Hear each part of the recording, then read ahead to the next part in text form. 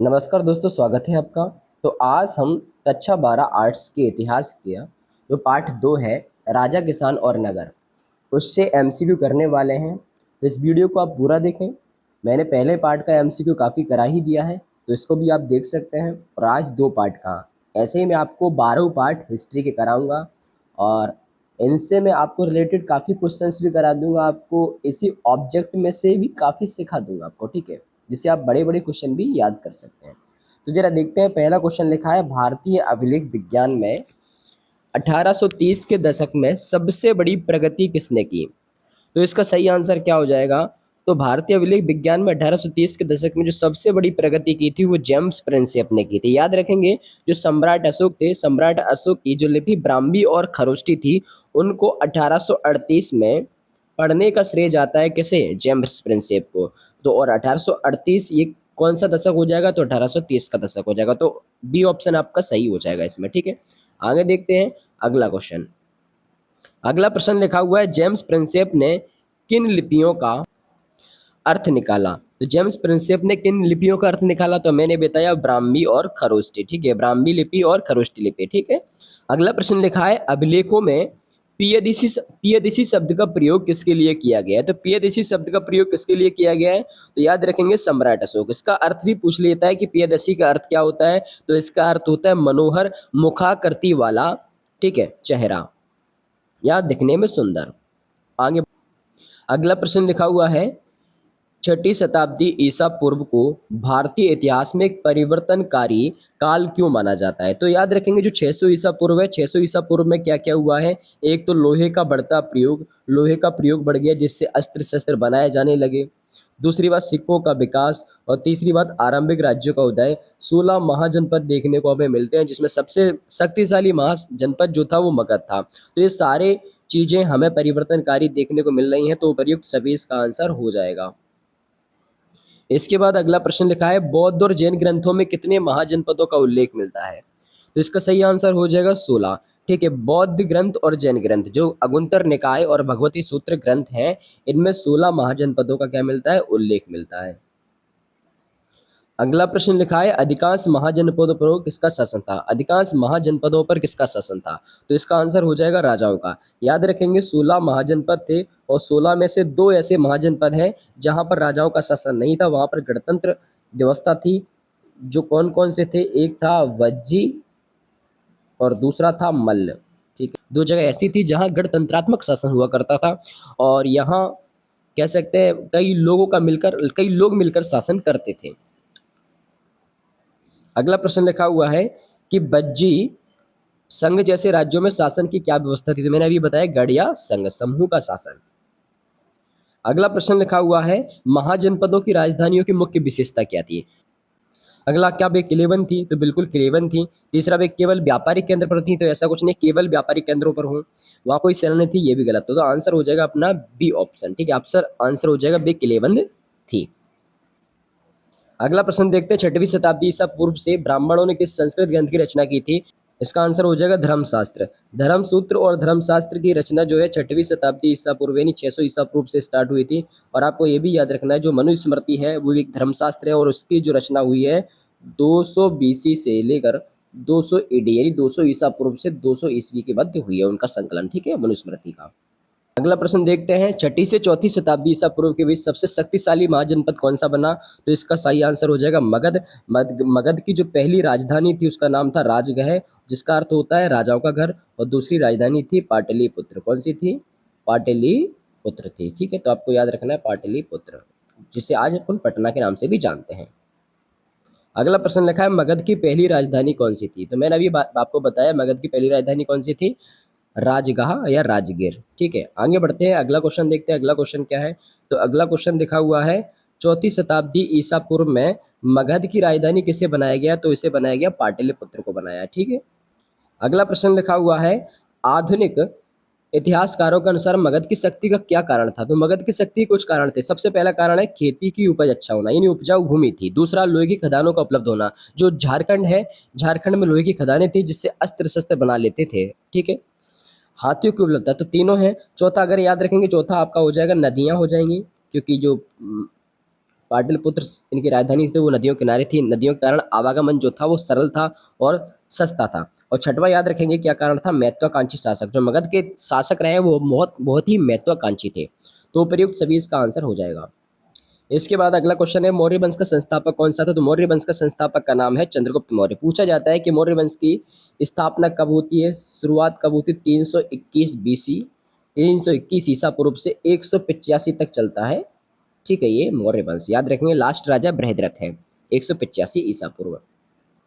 अगला प्रश्न लिखा हुआ है, मौर्य साम्राज्य के बारे में जानकारी देने वाली पुस्तक इंडिका के लेखक कौन थे। तो इंडिका के लेखक अगर देखा जाए तो इसमें मेगस्थनीज है। याद रखेंगे, ये मेगस्थनीज एक यूनानी राजदूत है जो चंद्रगुप्त मौर्य के दरबार में आया था।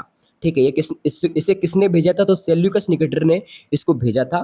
ठीक है, चंद्रगुप्त मौर्य के दरबार में इसने पुस्तक लिखी है इंडिका। अगला प्रश्न लिखा है, अर्थशास्त्र का लेखक किसे माना जाता है। तो अर्थशास्त्र का लेखक है चाणक्य, जिन्हें अपन कौटिल्य के नाम से भी जानते हैं। नेक्स्ट प्रश्न लिखा हुआ, अशोक ने कलिंग विजय के बाद किस मार्ग का प्रचार किया। तो याद रखेंगे, कलिंग का जो युद्ध होता है 261 ईसा पूर्व में होता है। और इस युद्ध में जब रक्तपात को देखते हैं सम्राट अशोक, तो सम्राट अशोक का हृदय पिघल जाता है और उन्होंने धम्म की नीति स्टार्ट कर देते हैं और वो बौद्ध धर्म को अपना लेते हैं, बौद्ध धर्म स्वीकार कर लेते हैं। ठीक है, आगे बढ़ते हैं। अगला प्रश्न लिखा है, मौर्य साम्राज्य के 5 प्रमुख राजनीतिक केंद्रों में से कौन सा शामिल नहीं था। तो सबसे पहले 5 प्रमुख राजनीतिक केंद्र कौन कौन से थे। तो सबसे पहले अगर देखेंगे था पाटलिपुत्र P4, उसके बाद उज्जैनी, तक्षशिला, स्वर्णगिरी जो कि कर्नाटक में है, और लास्ट है तोसली। ठीक है, तो याद रखेंगे आपके ये 5 प्रमुख राजनीतिक केंद्र थे। तो इनमें से सही आंसर हो जाएगा मथुरा। मथुरा राजनीतिक केंद्रों में नहीं था। अगला प्रश्न देखते हैं, स्वर्णगिरी मौर्य साम्राज्य के लिए क्यों महत्वपूर्ण था। तो याद रखेंगे, सोने की खदान के लिए, दक्षिण भारत में कर्नाटक में था। नेक्स्ट प्रश्न है, मेगास्थनीज के अनुसार सैन्य गतिविधियों के समन्वय के लिए कितनी उपसमितियां थीं। तो इसका सही आंसर हो जाएगा 6। सैन्य गतिविधियों के संचालन के लिए कितनी उपसमितियां थी। तो 6 उपसमितियां थीं। आगे देखते हैं, अगला प्रश्न है, दक्षिण भारत तमिलकम में किन चोल, चेर और पांड्य शासकों की जानकारी किन ग्रंथों में मिलती। तो सही आंसर हो जाएगा संगम साहित्य, जिन्हें अपन तमिल साहित्य के नाम से भी जानते हैं। और ये लोग क्या थे, सरदार थे, और इनके क्षेत्र को सरदारी कहा जाता था। अगला प्रश्न देखते हैं। अगला प्रश्न है, देविक राजा का दावा सबसे पहले किन शासकों ने किया था। तो इसका सही आंसर हो जाएगा कुषाण। याद रखेंगे, जो कुषाण है, कुषाण का सबसे शक्तिशाली राजा था, उसका नाम था कनिष्क, और कनिष्क बौद्ध धर्म का अनुयायी था।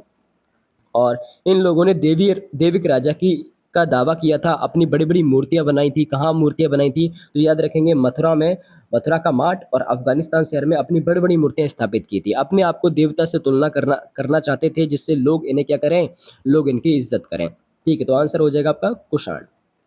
अगला प्रश्न है, कुषाण शासकों की विशाल मूर्तियां कहाँ से प्राप्त हुई। तो याद रखेंगे, एक तो अफगानिस्तान में और दूसरा मथुरा के माठ से। तो इसका सही आंसर हो जाएगा मथुरा का माठ। अगला प्रश्न लिखा हुआ है, प्रयाग प्रशस्ति की रचना किसने की। तो प्रयाग प्रशस्ति की रचना जो की थी वो की थी हरिश्चंद्र ने। प्रयाग प्रशस्ति जो है वो गुप्त वंश के राजा समुद्रगुप्त की प्रशंसाओं के बारे में उसमें लिखा हुआ है, और संस्कृत में एक अभिलेख है, जिसका अगर कहें कि रचना किसने की है, तो समुद्रगुप्त के जो राजकवि थे हरिश्चंद्र, उन्होंने की थी। देखते हैं अगला प्रश्न देखते हैं। अगला प्रश्न है, गुप्त शासकों का इतिहास लिखने के लिए किन स्त्रोतों का उपयोग किया गया है। तो देखें जरा, सिक्के, गुप्त शासकों में सिक्के भी मिले हैं। जैसे चंद्रगुप्त प्रथम था, उसका सिक्का मिला है, उसकी रानी का सिक्का मिला है। एक तरफ दोनों का रानी राजा का फोटो होता है, और दूसरी तरफ लक्ष्मी जी का। वहीं प्रशस्तियां देखें तो समुद्रगुप्त की प्रशस्तियां मिली हैं। साहित्य की बात करें तो चंद्रगुप्त द्वितीय के शासनकाल में बहुत बड़े बड़े दरबारी कवि थे, 9 रत्न थे जिन्होंने साहित्य लिखे हैं। तो उपयुक्त सभी इसका सही आंसर हो जाएगा।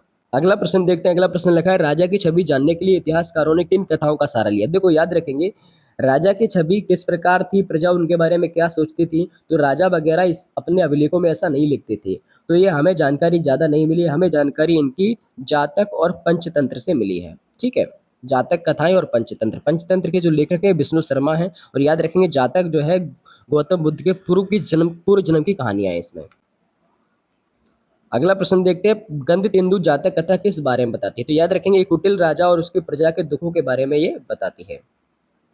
अगला प्रश्न है, उपज बढ़ाने के लिए लोहे के फाल वाले हल का प्रयोग किस क्षेत्र में शुरू हुआ था। तो इसका सही आंसर हो जाएगा गंगा और कावेरी की घाटियों में। ठीक है, नेक्स्ट प्रश्न है, धान की खेती में वृद्धि का कारण क्या था। धान की खेती में वृद्धि क्यों हुई। तो याद रखें, धान की रोपाई की वजह से धान की खेती में वृद्धि हुई थी। अगला प्रश्न है, प्राचीन तमिल संगम साहित्य में बेल्लालर जो है शब्द का प्रयोग किसके लिए किया गया था? तो सही आंसर हो जाएगा बड़े जमींदार। याद रखेंगे, हलवाहा के लिए उलबर शब्द का प्रयोग किया गया है और दास के लिए अड़ीमई शब्द का प्रयोग किया गया है, अड़ीमई। ठीक है, तो ये भी आपको याद रखना है। उलबर नहीं, यहाँ पे उलबर है। उलबर शब्द का प्रयोग संगम साहित्य में किनके लिए किया गया? तो याद रखेंगे हलवाहों के लिए किया गया है। अगला प्रश्न लिखा हुआ है, अगला प्रश्न लिखा हुआ है, अणिमई शब्द का प्रयोग किसके लिए किया गया था? तो सही आंसर हो जाएगा इसका, अणिमई शब्द का प्रयोग दास के लिए किया गया था। नेक्स्ट प्रश्न है, बौद्ध परंपराओं के अनुसार भूमिहीन खेतीहीन मजदूरों और छोटे किसानों को क्या कहते थे? तो इसका सही आंसर हो जाएगा दास कर्मकार। आगे बढ़ते हैं, नेक्स्ट क्वेश्चन देखते हैं, हर्षचरित्र के लेखक कौन है और ये किस भाषा में है? तो हर्षचरित्र के लेखक जो है बाणभट्ट हैं और ये संस्कृत भाषा में है। हर्षचरित्र जो है हर्षवर्धन, राजा हर्षवर्धन की जीवनी है, जो कि उनके कवि बाणभट्ट ने लिखी है। और हर्षवर्धन जो है कन्नौज के राजा थे और इनका जो समय है वो 601 से लेकर 647 ईस्वी तक है। ठीक है, 647 यानी 7वीं शताब्दी के राजा हैं ये। और इनके शासनकाल में चाइना से हुएन सांग यात्री आया था। अगला प्रश्न लिखा है, ईस्वी की आरंभिक शताब्दियों में भूमिदान भूमिदान के प्रमाण जो मिले हैं किस में मिलते हैं? तो याद रखेंगे ताम्र पत्रों पर मिलते हैं। अगला प्रश्न है, प्रभावती गुप्त किसकी पुत्री थी? तो प्रभावती गुप्त चंद्रगुप्त द्वितीय की पुत्री थी और इनकी शादी जो हुई थी वो बाकाटक वंश के राजा से हुई थी, रुद्रसेन द्वितीय। और रुद्रसेन द्वितीय की मृत्यु हो जाती है, जिसकी वजह से पूरी की पूरी संपत्ति प्रभावती गुप्त के पास आ जाती है। एक विधि ग्रंथ है मनुस्मृति। मनुस्मृति में कहा जाता है कि महिलाएं जो होंगी उन पर उनके पास संपत्ति का अधिकार नहीं होगा, उनके पास संपत्ति नहीं होगी। लेकिन प्रभावती गुप्त इसका अपवाद थी, उनके पास संपत्ति थी। उन्होंने एक गांव दान भी दिया था एक ब्राह्मण को, चनाल स्वामी को। अगला प्रश्न है, प्रभावती गुप्त का विवाह किस वंश के शासक हुआ? तो मैंने अभी बताया बाकाटक वंश हो जाएगा। नेक्स्ट प्रश्न है, प्रभावती गुप्त द्वारा दिए गए भूमि दान का उल्लेख क्यों महत्वपूर्ण है? क्योंकि वो एक महिला थी, बिल्कुल सही है। क्योंकि धर्मशास्त्रों के अनुसार महिलाओं को भूमि का अधिकार नहीं था, बिल्कुल सही है। ये एक अपवाद स्वरूप उदाहरण, तो उपयुक्त सभी इसके आंसर हो जाएंगे। अगला प्रश्न लिखा हुआ है, अग्रहार किससे क्या तात्पर्य है? तो अग्रहार का मतलब होता है वह भूभाग जो ब्राह्मणों को दान दिया जाता था। नेक्स्ट प्रश्न है, मौर्य काल में पाटलिपुत्र का विकास किस छोटे से गांव से हुआ था? तो आंसर हो जाएगा आपका पाटिल ग्राम। नेक्स्ट प्रश्न है, अधिकांश महाजनपदों की राजधानियां कहाँ स्थित होती थी? तो आंसर याद रखेंगे नदियों के किनारे या संचार मार्गों पर। पहाड़ों की चोटी पर गलत हो जाएगा, घने जंगलों में, समुद्र के बीच में। तो ऑप्शन नंबर ये आपका सही है। अगला प्रश्न लिखा हुआ है, व्यापारी संघों को क्या कहा जाता था? जो कच्चे माल की खरीद और सामान की मार्केटिंग करते थे। तो इसका सही आंसर हो जाएगा गिल्ड्स यानी श्रेणी। अगला प्रश्न है, धनी व्यापारियों के लिए मसत्तु वन शब्द का प्रयोग किस भाषा में किया गया है? तो इसका सही आंसर हो जाएगा तमिल। अगला प्रश्न लिखा हुआ है, सेठी या सतवा शब्द का प्रयोग किन के लिए किया जाता था? तो आंसर हो जाएगा धनी व्यापारियों के लिए, प्राकृत में किया जाता है, प्राकृत भाषा में। अगला प्रश्न है, पेरिप्लस ऑफ द एरिथ्रियन सी ग्रंथ किसके बारे में है? तो इसका सही आंसर हो जाएगा समुद्री व्यापार और बंदरगाहों के विवरण के बारे में।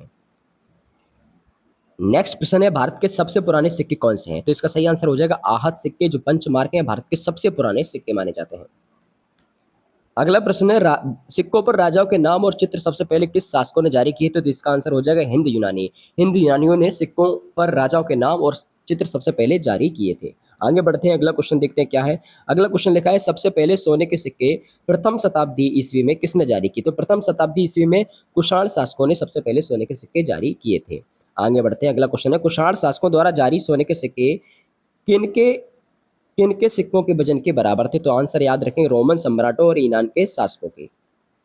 आगे बढ़ते हैं, सबसे भव्य और शुद्ध सोने के सिक्के किस वंश के राजाओं ने जारी किए थे? तो आंसर हो जाएगा गुप्त वंश के राजाओं ने। आगे बढ़ते हैं, अगला क्वेश्चन क्या है, पंजाब और हरियाणा की योधे गणराज्यों ने किस धातु के हजारों सिक्के जारी किए? तो आंसर हो जाएगा आपका तांबा।